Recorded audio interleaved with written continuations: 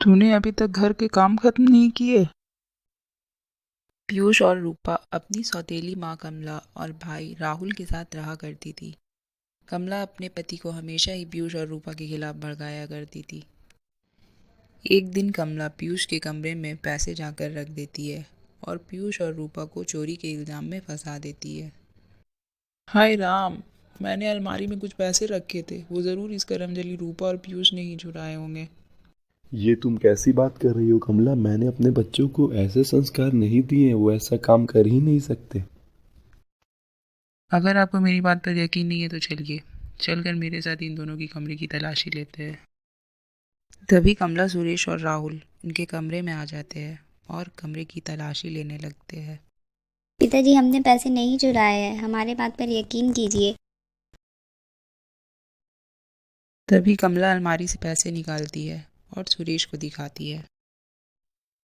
देखा आपने, मैंने कहा था ना, ये इस करमजली ने ही इसे सिखाया होगा।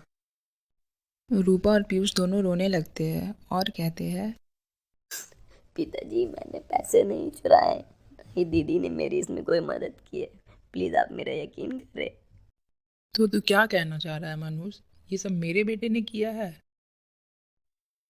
तभी सुरेश गुस्से में रूपा और पीयूष को घर से निकाल देता है। रूपा और पीयूष दोनों सड़क किनारे मायूस होकर बैठे थे।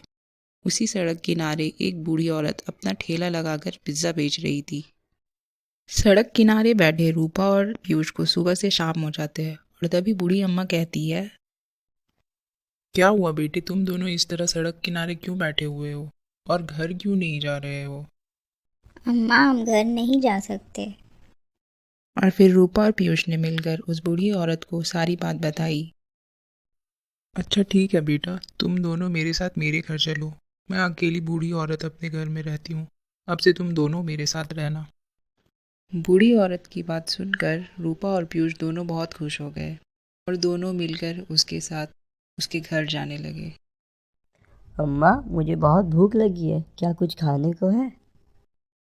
बेटा ये पिज्ज़ा खा लो, आज भी ठेले से कुछ नहीं बिका।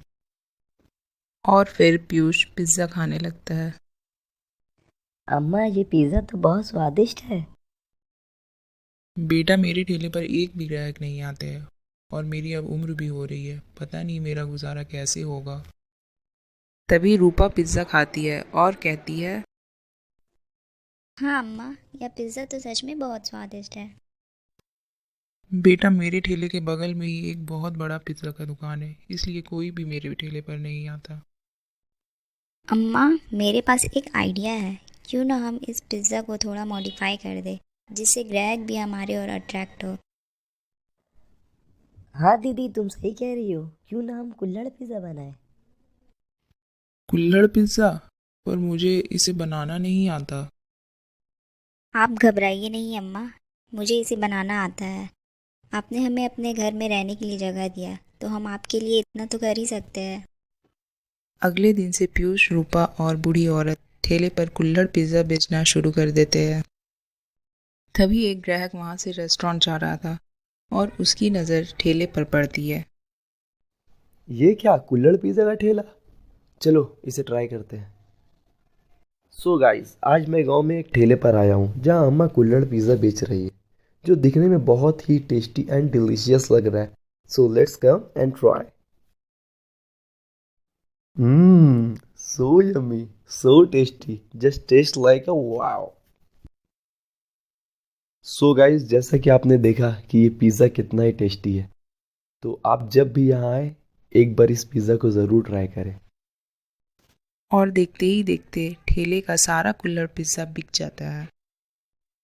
आज सिर्फ तुम दोनों की वजह से ही मेरा इतना मुनाफा होने लगा है। तुम दोनों का बहुत बहुत शुक्रिया। अरे नहीं नहीं अम्मा, शुक्रिया तो हमें आपका करना चाहिए, जो आपने हमें अपने घर में रहने की जगह दी। अब उस बूढ़ी औरत के साथ पीयूष और रूपा रोज ठेले पर कुल्हड़ पिज्ज़ा लगाते और उनके कुल्हड़ पिज्ज़ा की चर्चा पूरी शहर भर में हो गई।